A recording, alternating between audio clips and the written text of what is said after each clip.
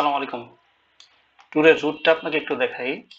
কারণ ঢাকা থেকে যদি আলীকদম বাসে যাওয়া যায়, এই পর্যন্ত ফ্ল্যাট, এখানে কোনো হিলি টেরাইন নাই, সামান্য কিছু আছে।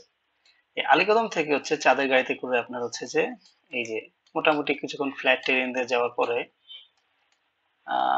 এইখান থেকে শুরু হয় হচ্ছে আপনার এলিভেশন, এবং সামনে কিছু এগুলো কিন্তু রোড নীলটা।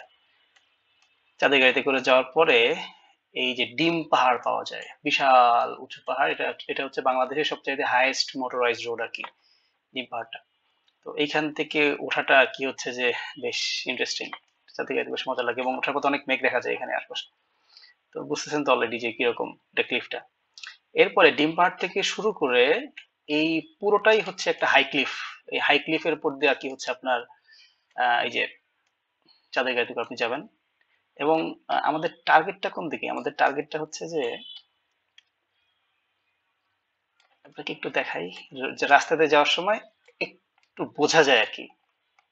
আমাদের টার্গেটটা হচ্ছে এই যে আমরা যে ক্লিফটা দিয়ে যাব, এখানে থানচি, এইখানে যে রেমাক্রি ওয়াটারফলস, তারপরে হচ্ছে নাফাখুম, এরপরে থুইসাপাড়া, এটা হচ্ছে আমিয়াখুম, ওদিকে পরে আসতেছি।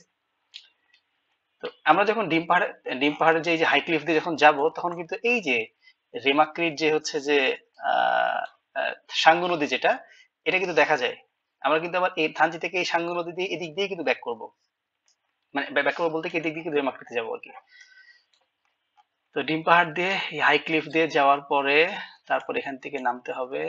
নেমে এখান থেকে এই যে থানচি, থানচিটা হচ্ছে আপনার লো গ্রাউন্ড, এই থানচি বাজার, এখান থেকে সেনাবাহিনীর একটা চেকপোস্ট আছে, সেখান থেকে হচ্ছে সব ডিটেইল অ্যাড্রেস দিয়ে ডিটেলস ডকুমেন্টেশন দেওয়ার পরে এইখান থেকে আর কি নৌকা নিতে হয়। চিকন চিকন নৌকাগুলো পাওয়া যায় সব, এখান থেকে নৌকা নিতে হয়। এই যে দেখা যাচ্ছে এখানে স্যাটেলাইট ইমেজে নৌকাগুলো কিছুটা, যদিও খুব একটা পরিষ্কার না। এরপর এখান থেকে শুরু হয়েছে হচ্ছে সাঙ্গু। সাঙ্গু দিয়ে হচ্ছে নৌকায় করে যেতে যেতে, এই নৌকায় করে যখন যাবেন তখন কিন্তু এই যে ডান দিকে উপরে দিকে তাকালে এই যে খেয়াল করছেন, এই যে এই রোডটা দিয়ে কিন্তু হচ্ছে যে একটু আগে আপনি আসছেন আর কি, এই রোডটাও দেখা যায়, অসাধারণ লাগে, মানে ক্লিফটা দেখা যায় আর কি। তো আপনি নদীতে যখন যাবেন তখন ক্লিফ দেখতে পাবেন আর কি। এরপরে নদী দিয়ে প্রায় 3 ঘন্টা মতন যাওয়ার পরে তারপরে আপনি পাবেন হচ্ছে যে এইখানে বড় পাথর এরিয়াটা আর কি, তিন্দু ওই জায়গাটার নাম। ওই জায়গাটার নাম হচ্ছে তিন্দু, প্রচুর পাথর থাকে, এই পাথরের ফাঁক গলে যেতে হয়। এই জায়গাটা তিন্দু আর কি। এখানে স্যাটেলাইট থেকে অত ভালো ভালো বোঝা যাবে না হয়তো বা, এই যে বোঝা যাচ্ছে, এই যে পাথরগুলো সব পড়ে আছে এখানে, তিন্দু। বেসিক্যালি এটা হচ্ছে যে কোন এক সময় হয়তো বা ল্যান্ডস্লাইড হয়েছিল বড় কোনো, তো এখান থেকে ক্লিফ থেকে অনেকগুলো পাথর পড়ছিল টপলিং করে। যাই হোক, তো এদিক দিয়ে গিয়ে আপনার হচ্ছে যে এটা হচ্ছে নৌকায়, নৌকায় এসে এরপরে যে রেমাক্রি ওয়াটারফলস, এখানে হচ্ছে একটা ওয়াটারফলস আছে। এখানে দেখছেন অনেকগুলো সিঁড়ির মতন আর কি, ধাপে ধাপে ধাপে ধাপে পানিগুলো পড়ে। এটা মোটামুটি দেখতে ভালো লাগে আর কি। এখানে পর্যন্ত আপনার নৌকা শেষ। এরপর এখান থেকে শুরু হবে আপনার হাঁটা। এখান থেকে প্রায় 6 ঘন্টা ট্রেকিং, হয়তোবা 3 ঘন্টা পড়বে দিনে এবং 3 ঘন্টা রাতে। এই রেমাক্রি খালের পাশ দিয়ে আপনি হাঁটতে হাঁটতে হাঁটতে হাঁটতে, এই যে রেমাক্রি খালের পাশ দিয়ে হাঁটতে হাঁটতে, এগুলো সব হাঁটা, হাঁটতে হাঁটতে আপনি পাবেন হচ্ছে প্রায় 2 ঘন্টা পরে পাবেন হচ্ছে নাফাখুম। নাফাখুমটা হচ্ছে যে একটা, এটা একটা ওয়াটারফলস। এই যে এখানে নাফাখুম, অত ভালো বোঝা যায় না অবশ্য, খুবই সুন্দর কিন্তু বোঝা যাচ্ছে না এখানে।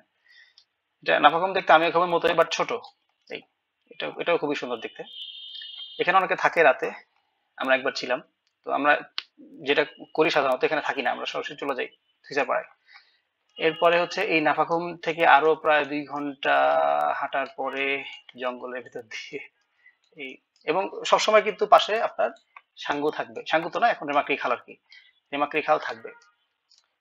তারপর এখান থেকে এসে টোটালটাই হাঁটা। এরপরে এইখান থেকে ভাগ হয়ে যায়, এখান থেকে উপরে উঠলে এই যে রোড দেখতেছেন, এই রোড, এটা হচ্ছে জিনাপাড়া, আর এইখান থেকে আসলে এটা হচ্ছে থুইসাপাড়া। এইটা হচ্ছে থুইসাপাড়া, এখানে একটা সেনাবাহিনী ক্যাম্প আছে, এটা হচ্ছে সেনাবাহিনী একটা ক্যাম্প আর কি, বেজ আর কি। এই হচ্ছে থুইসাপাড়া। থুইসাপাড়াতে এখানে একটা ওপেন গ্রাউন্ড আছে, এখানে সারা রাত বসে আর কি আকাশ দেখছিলাম। এইখানে এই জায়গাটায়, মেবি এই জায়গাটায়, এইখানে এরপরে ফিসাপাড়াতে রাতে থাকতে হবে, তারপরে সেখান থেকে আবার হাঁটা দিয়ে এখান থেকে এই যে দেখতেছেন হাঁটার রাস্তা, এই দিক দিয়ে হাঁটতে হাঁটতে গিয়ে এখান থেকে প্রায় 2 ঘন্টা লাগে। এখান থেকে হাঁটতে হাঁটতে গিয়ে এই দিক দিয়ে উপরে উঠলে এইখানে হচ্ছে দেবতা পাহাড়ের চূড়াটা, এই জায়গাটাই হচ্ছে দেবতা পাহাড়ের চূড়া। হাঁটতে হাঁটতে এসে দেবতা পাহাড়ের চূড়া এসে পৌঁছাই। এই দেবতা পাহাড়টা একটু আইডিয়া দেই। দেবতা পাহাড়ের চূড়া।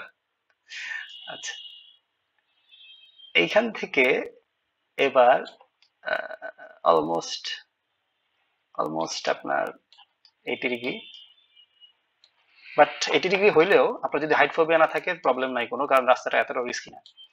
জিগজ্যাগ করা থাকে, এরকম zigzag zigzag zigzag zigzag zigzag করে করে করে করে করে করে নিচে নামলো আমি এখন। ভয়ঙ্কর অভিজ্ঞতা, বাট অনেক সুন্দর। এরপর আমি ঘুম থেকে একটু সামনে গেলে এখান থেকে আছে ভেলাখুম। ভেলাখুমটা হচ্ছে যে আপনার জাস্ট দুই পারে বিশাল বিশাল পাহাড়, পাথরের পাহাড়, আর মাঝখানে হচ্ছে যে লেক, এখানে ভেলাই করে আর কি যেতে হয়। সবই এখানে ভেলাঘুম আছে, তারপরে সাত ভাই ঘুম আছে, সব এই জায়গাতেই। এখানে হয়তো বা 2-3 ঘন্টা আগে থাকবে। এদিকে নামতে প্রায় এখান থেকে 1 ঘন্টা সময় লাগে। এখান থেকে এই যে দেবতা পাহাড় থেকে আমি একবার নামতে পারি নাই, ওখান থেকে ফেরত আসছি। আর উঠতে একটু কম সময় লাগে, 50 মিনিট, বাট পায়ে ক্র্যাম্প হয় আর কি, মানে রক টান দেয় প্রচুর পরিমাণে, এই আর কি। তো এই অসাধারণ অভিজ্ঞতা।